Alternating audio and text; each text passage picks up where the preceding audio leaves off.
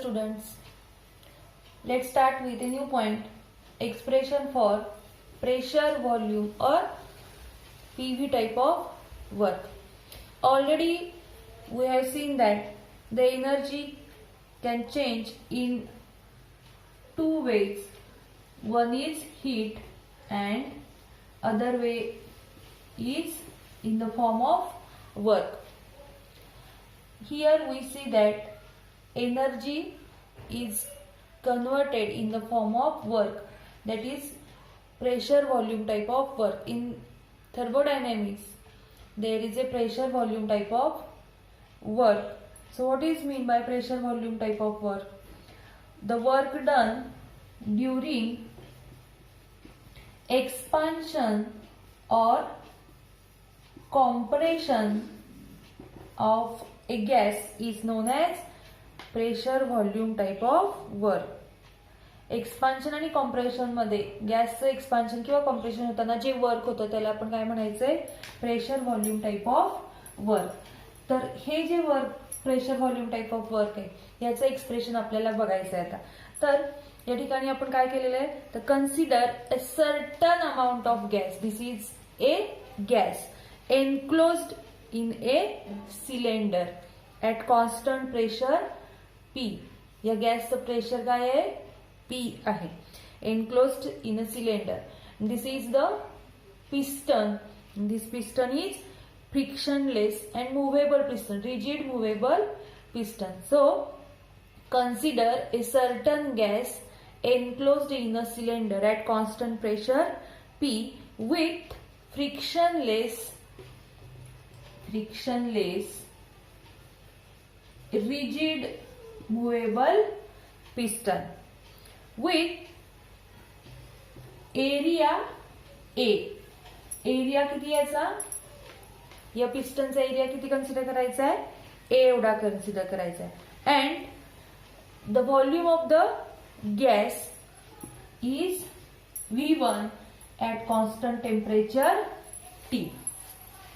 Volume of the gas is V1 at constant temperature T. On expansion, the force exerted by gas is equal to area of the piston multiplied by pressure. On expansion, ज्यावेळेला expansion होतं त्यावेळेला काय होणार आहे? हा जो piston आहे तो अपवर्ड डिरेक्शनला मूव्ह होणार आहे. सो ऑन एक्सपान्शन गॅस जो आहे तो फोर्स एक्झर्ट करणार आहे आणि तो फोर्स म्हणजे किती असणार आहे? तर on expansion the force exerted by a gas is equal to the area of the piston multiplied by pressure with which the gas push against piston. But this pressure is equal to किंवा this pressure is equal in magnitude. आता कुणाशी असणार equal in magnitude? And opposite in sign with P external. So this is the pressure of the gas and P external is the external pressure. P and P external are equal in magnitude and opposite in sign. त्याची जी value आहे ती सारखी असणार आहे पण sign काय असणार आहे? वेगळं असणार आहे. So force is equal to A into P. पण आपण P च्या ऐवजी काय घेतलेलं आहे? P एक्सटर्नल घेतले. तर P एक्सटर्नलची व्हॅल्यू जी आहे ती कशी असणार आहे? या ठिकाणी equal in magnitude and opposite in sign and therefore force is equal to A into P external. P external is the atmospheric pressure or surrounding the pressure. On expansion, the piston move in upward direction through a distance D. हा जो piston आहे हा काय होणार आहे? D एवढं distance काय करणार आहे? मूव्ह करणार आहे. इथून इथं आहे तो इथं जाणार आहे आणि D एवढं डिस्टन्स ट्रॅव्हल केल्यामुळं याचं जे गॅसचं व्हॉल्यूम आहे ते कुठं जाणार आहे? V1 to V2. So if the piston move at a distance D, then amount of work done W is equal to, आपण लास्ट लेक्चरला पाहिलं W is equal to काय असणार आहे? फोर्स इंटू डिस्प्लेसमेंट आता इथं फोर्स म्हणजे काय सांगितले आपण वरती, तर F इज इक्वल टू काय, A इंटू पी एक्सटर्नल, म्हणजे minus P external into A into D. पण A इंटू डी म्हणजे काय, हा प्रोडक्ट आहे, कुणाकुणाचा आहे, तर it is the product of area of the piston and distance that is move by piston. So A into D is equal to what? A म्हणजे हा area आणि हे डिस्टन्स आहे, म्हणजे हे आपल्याला काय दाखवते बरं, तर चेंज इन व्हॉल्यूम दाखवते V1 टू V2. आणि म्हणून इथं आपण काय लिहू शकतो, तर minus P external into delta V. W is equal to minus P external into delta V. आणि डेल्टा V म्हणजेच काय, तर minus P external into V2 minus V1. Delta V change in volume. मग इथं V2 जो आहे तो काय आहे, एक्सपान्शन झालंय, म्हणजे व्हॉल्यूम V2 जास्त आहे आणि म्हणून इथं आपण V2 मायनस V1 लिहिलं. V2 म्हणजे फायनल व्हॉल्यूम आहे आणि V1 म्हणजे इनिशियल व्हॉल्यूम आहे. So this is the pressure volume type of work. W is equal to minus P external into the bracket V2 minus V1. So when the gas expand,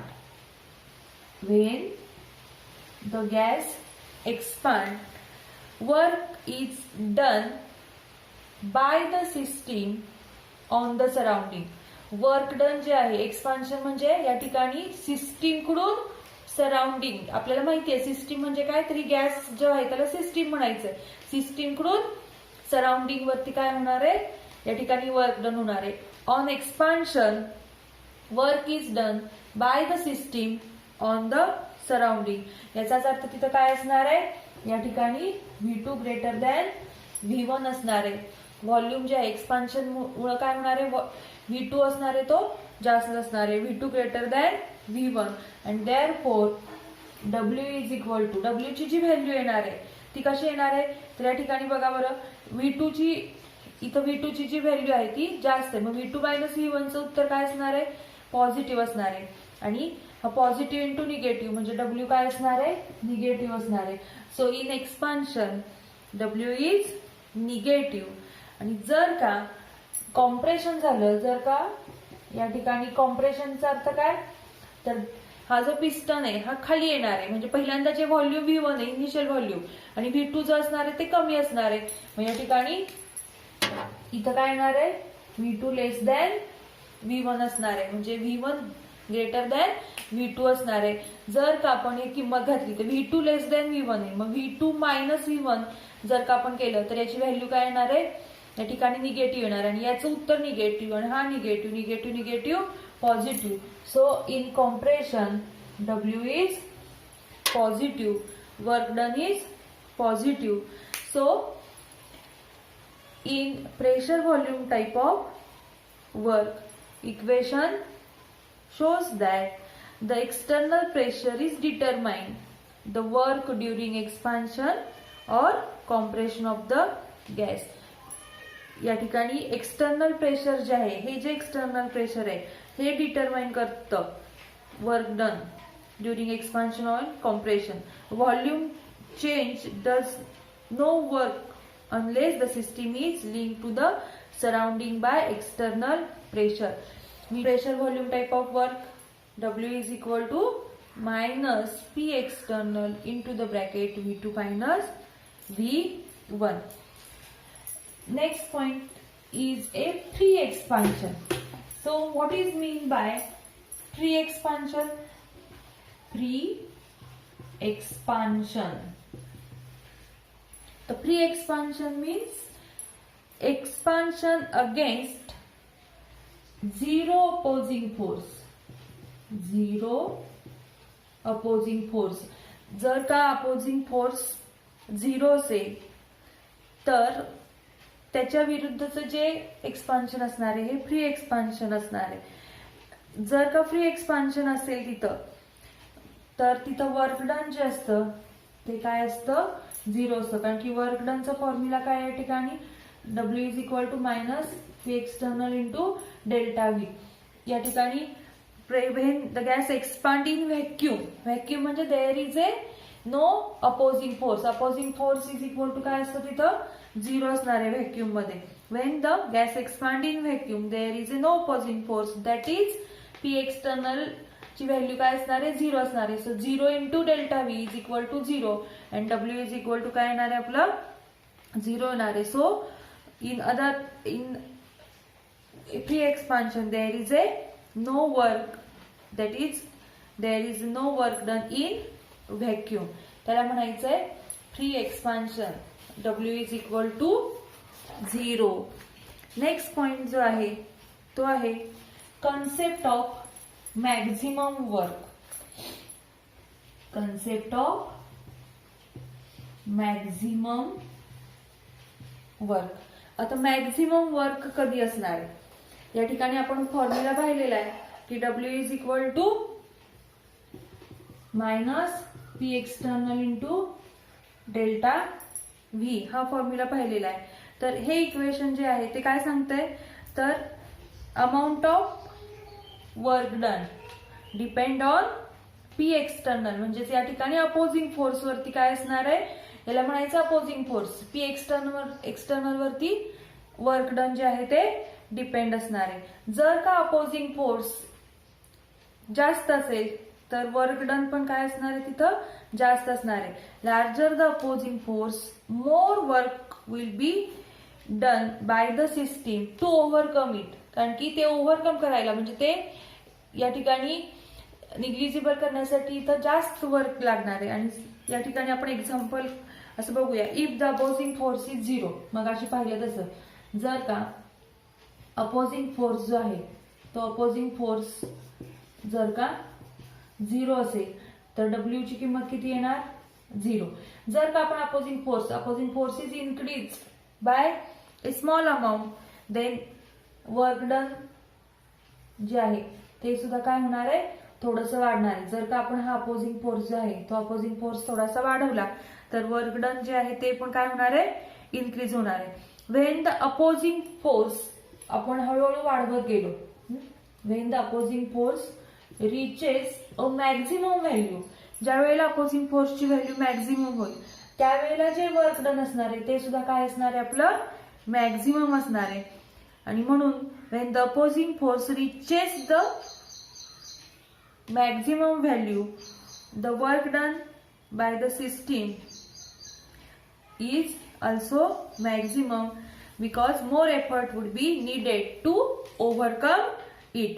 But when the opposing force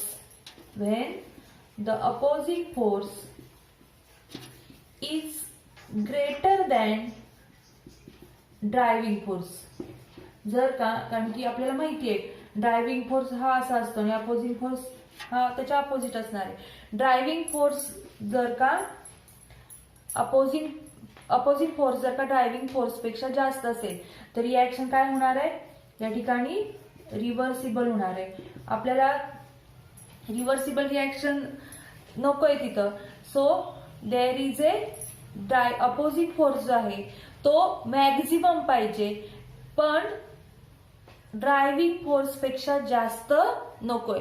कारण की driving force पेक्षा जास्त झाला तर तिथं reversible reaction होत असते आणि म्हणून काय असणार आहे opposing force can not be greater than the driving force. It should be काय असणार आहे मॅक्झिमम. हा अपोजिंग फोर्स जो आहे तो कसा पाहिजे मॅक्झिमम पाहिजे ड्रायव्हिंग फोर्स पेक्षा जास्त नकोय. आणि तरच काय होणार आहे तिथं आपलं वर्क डन जे आहे ते जास्त होणार आहे. या ठिकाणी इफ आपण हे एक्सप्रेशन थ्रू बघूया.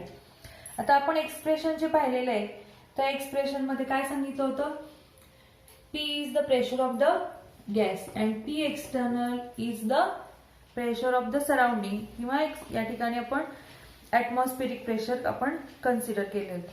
आता या दोन्ही मधला डिफरन्स P आणि P external P minus P external is equal to काय असणार आहे तिथं डेल्टा P म्हणजे या दोन्ही मधला फरक असणार आहे.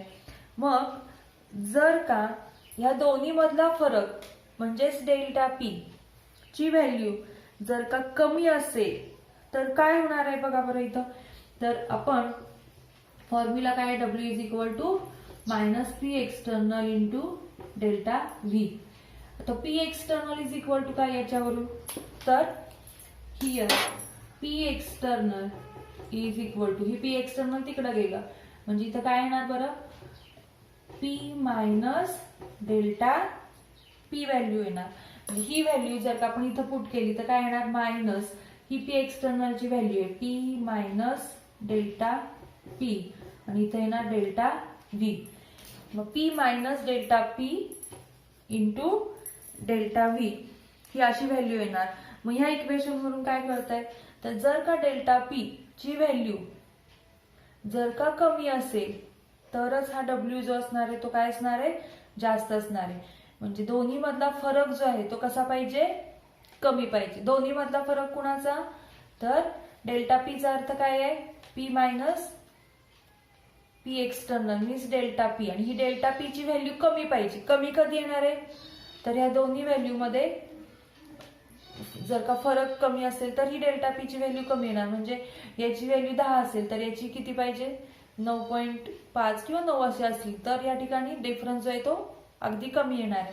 थोडक्यात हा जो डेल्टा पी आहे या डेल्टा पी ची व्हॅल्यू काय पाहिजे, कमी पाहिजे, तरच हा डब्ल्यू जो आहे तो काय येणार आहे, आपला मॅक्झिमम येणार आहे.